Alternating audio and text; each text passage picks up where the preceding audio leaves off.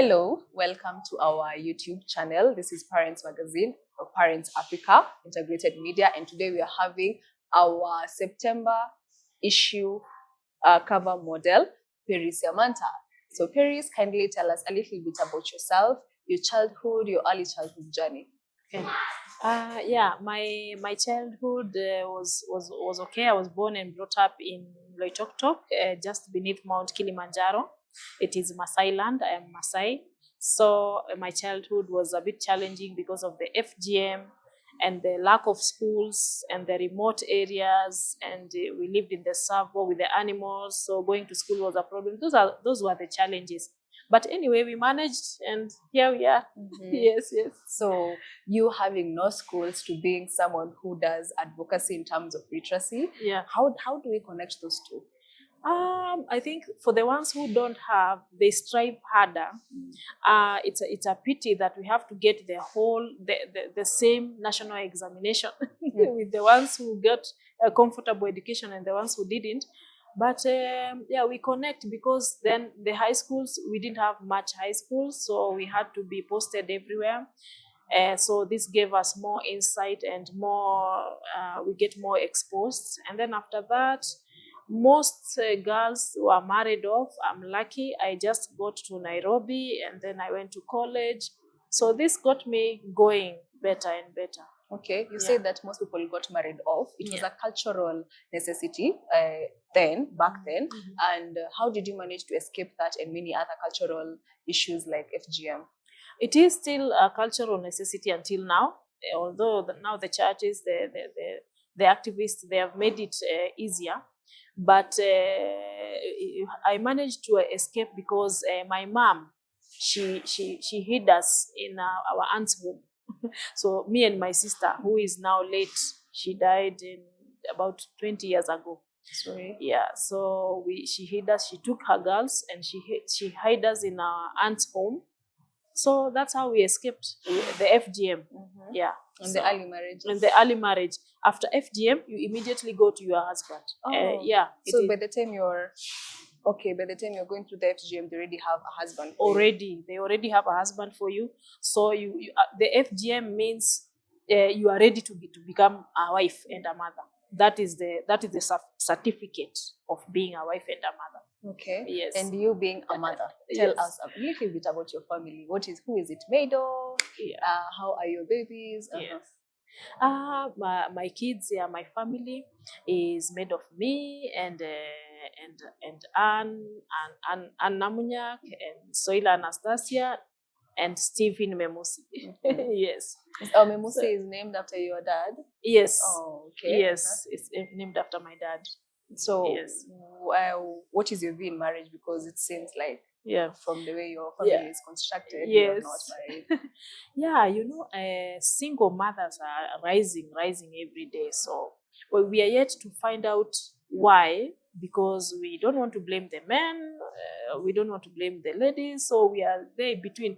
We don't know exactly. Nobody knows exactly why the single motherhood is rising, but the marriage factor, the marriage thing, or the marriage institution is facing a lot of challenges. A lot of challenges that we cannot handle these days. I don't know if it's economic or people don't love each other or it's the busy schedule. I don't know what is happening. So why have you chosen to be a single mom yourself? I chose to be a single mom because, the matters of love, wanaume wazee wajaniona bado. Wazee wajaniona bado, so maybe wakiniona watachukua. Okay, so to say she's up for grabs. I'm up for grabs. I'm ready for my Mr. Prince Charming. Prince Charming. Yes. Okay. Yes. And you say that you're a mom. Yes. What's the range of the age of your kids? Are they Gen Zs? Are they millennials? Or I think my kids are young Gen Zs because Gen Zs, they are Gen Zs, the young Gen Zs. And how is it like to be a parent to Gen Z? Oh my God, the Gen Zs, they need a lot of attention. They are attention seekers. They want to be, hata kama ni kitu tu, mimi nawezaona, is something, it's trash, it's stupid, it's not important. But for them, it's very important. So I find myself involved with their not important things to me.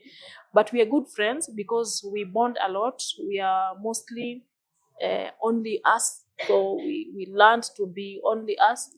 So unakuta hata mtu akishukwa nywele, okay, there is nothing much about salon or kushukwa nywele, but when they come, mom, how do I look? Is it okay? Should I put it this way or this way?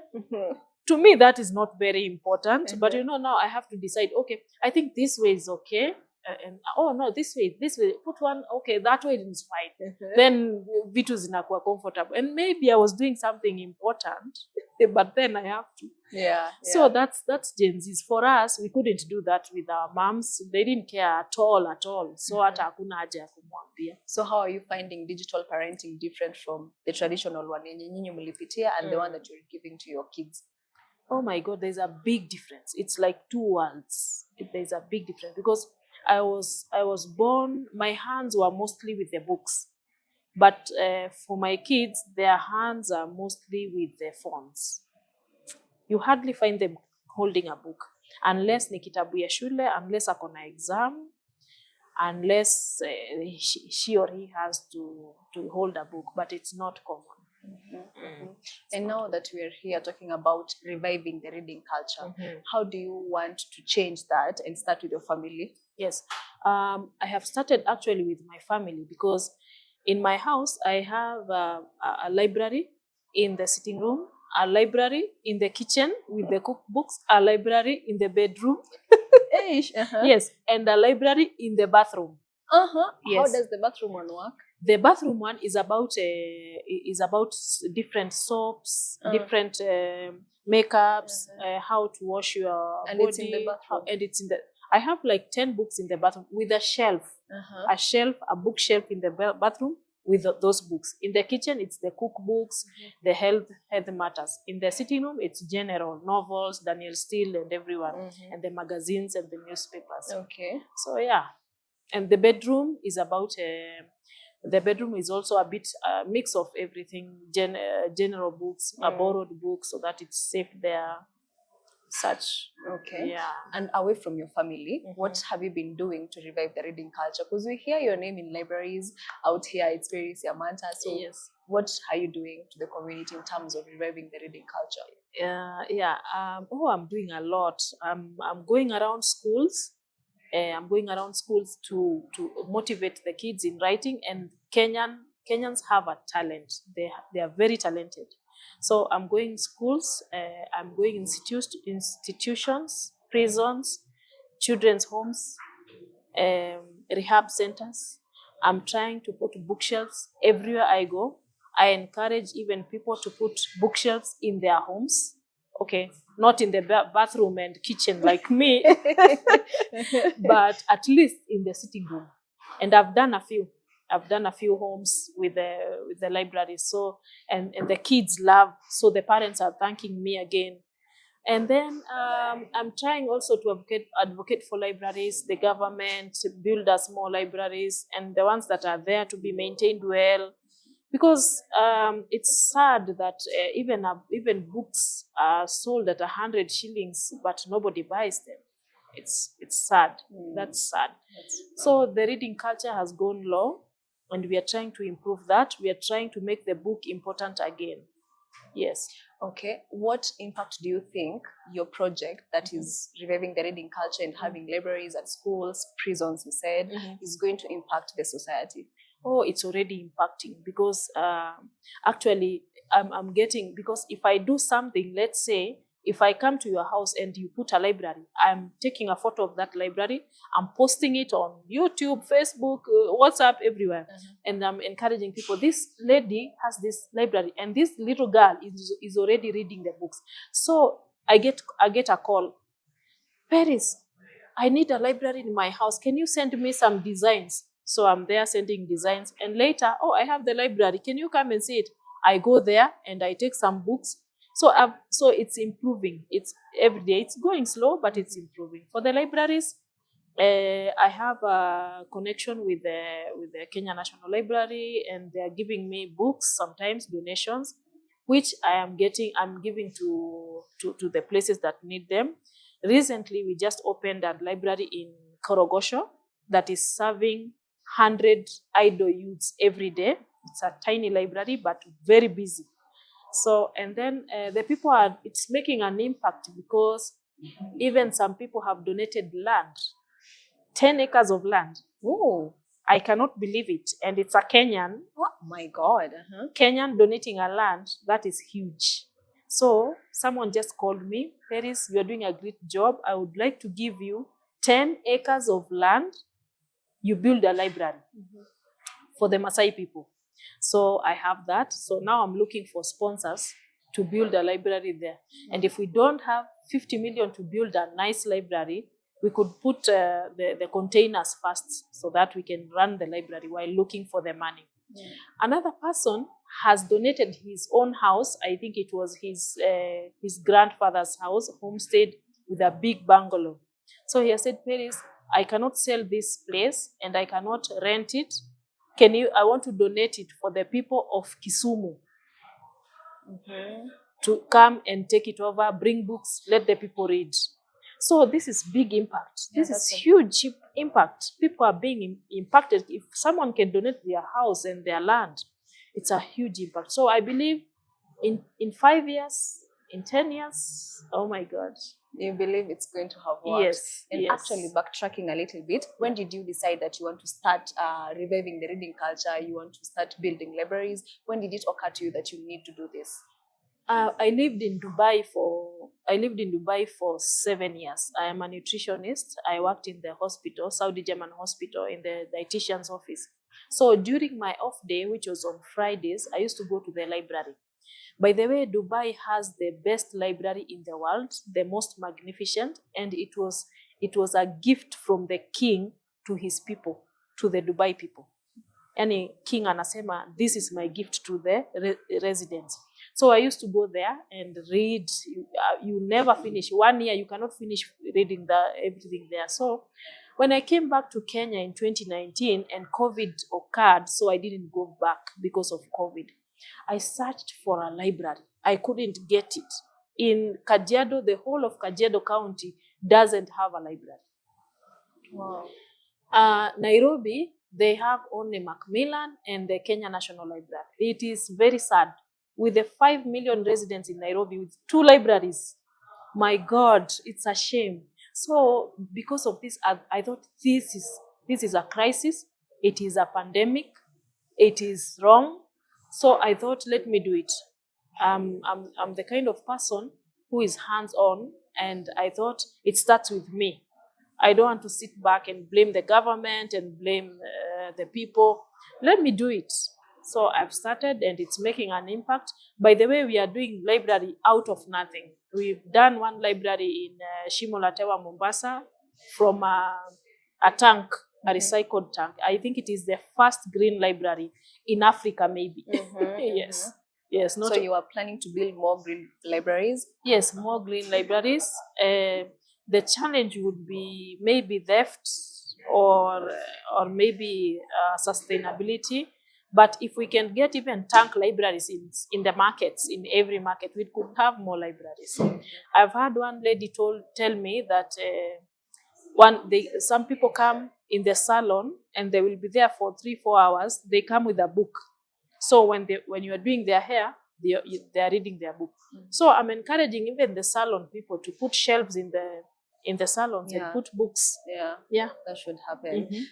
Now, you have said that people, well-wishers, help you in terms of finances and resources. Yes, but they don't come more often. So how do you finance yourself? It's a struggle. It's a hardship. I'm facing a lot of challenges because sometimes I have even to use my own money, which is hardly earned money, but I have to use it because, when you have the passion, it drives you. You become crazy a little bit. So I finance myself, and then I have well-wishers. Actually, they don't give much. They give 1,000, 2,000. Someone gave me 10,000. So they support me a lot, but mostly I do it on myself. I haven't gotten any major support. Okay. Except now for the land, people are donating land and the house in Kisumu. Financially, I need support. Yeah. So what do you think the community can do to support your goal of reviving the reading culture as well as having libraries, public libraries?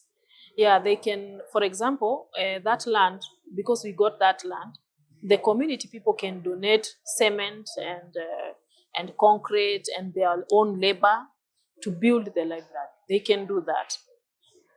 They can also support me because I'm the one who is going preaching the reading culture. They can support me. They can send my M-Pesa. If I was going to spend 10,000 for my trip to Kisumu to receive the library, if you send me 5,000, then I'm going to spend 5,000. So the burden become easier. So that way. If you support me, you support Kenya's reading, and that's how we go. Okay. Yeah.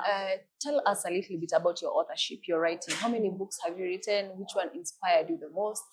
Yeah. My books, I have written 5 books.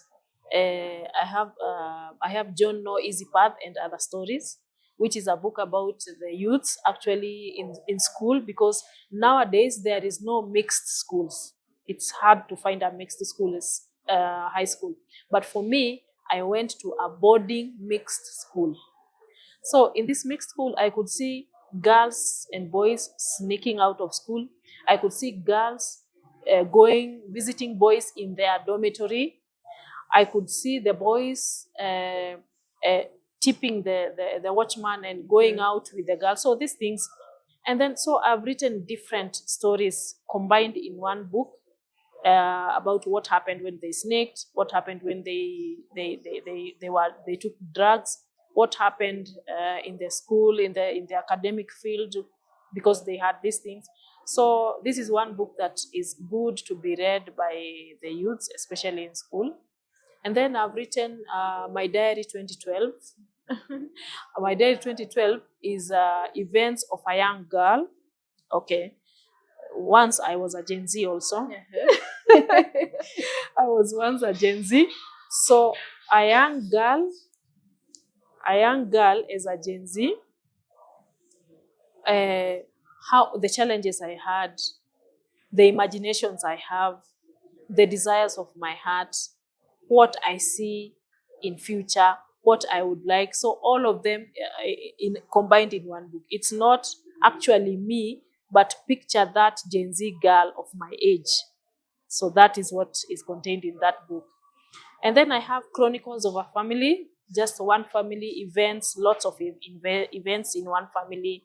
One boy has gone to Nairobi, committed gangsters, and they robbed a bank. Another girl went to Kisumu or Mombasa and married the difference in culture. Another one went very well with school and now she lives in America, her experiences. So all this is happening in one family, Chronicles of a Family. And then I have Jesus Miracles, which is a small book, which is the most loved by Kenyans, churches. I've sold that book a lot. And it's a Jesus Miracles. It's from the Bible, just copy and paste, and then with illustrations for the kids. The kids love this book. So yeah, this is okay. Yeah. And among the 5 books, which one inspired you the most, or which one do you connect with the most? Chronicles of a Family, because Chronicles of a Family is mostly inspired by my family. We are one family, one Maasai family, one big Maasai family, who have a lot of different, diverse, completely out of place. Mm-hmm. You find this person, like my dad, if someone tells you this is his brother, you will not believe. Because my dad is a nice man, learned, a retired teacher, composed. And then the brother is a drunkard with no teeth and married 8 times with... You see? So it's like that. And then the sister is the sister was married, second wife, and then something happens. Now the head is not, she doesn't shower for 30 years. She haven't showered for 30 years. She's a sister of my dad. She haven't showered for 30 years. She's sick.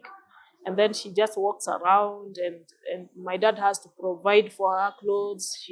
We have to feed her. So now we are used to that. So you see that family, sister and brother and another brother, they are different people, but they're the same father, same mother. So chronicles of a family. So that is what I can connect. Of course, I add some salt and spices in the book, but that's how it is. For the purpose of the plot. Yes. Yeah. Yes. I had said earlier that you'd like people to keep donating to you. Yes. So which number will they use, or which platforms will they use when they want to assist you in your course? Yeah. Actually, I would very much appreciate any assistance. If someone has books to donate, they can send them to me. If someone has money, they can send them to me. Nowadays, M-Pesa is the mobile wallet money, and others call it Remitly. Others call it mobile money. So they can send to my number. Which is your number? My number is, for the ones who are Kenya, for the ones who are not in Kenya, they can use +254 757 541 393. That's my number. The money will come to me directly. It's also on WhatsApp. So if you send money, you can give me the details on WhatsApp, and we keep growing. We keep the culture of reading. Maybe I should say my number again. Yeah. +254 757 541 393. Is that the same number they can use when they want to donate books? The same. Okay. That is my major number. I don't have another. I think that this is okay. The same number. Books and money, that is fine. Okay, yes. Thank you very much. Yes. We as Parents Africa, we wish you all the best in your course. And as you have heard, guys, we are here to support the reading culture, reviving the reading culture, so that we can all have this information that is in the books and in our minds. Instead of staying there with your phone throughout, kindly grab a book and learn more. We have a huge story about her, bigger than this, more experiences that she has shared, and it is juicy. You can find it on our website, on our e-magazine platform, or our physical magazine. And ensure you read it and enjoy. Thank you.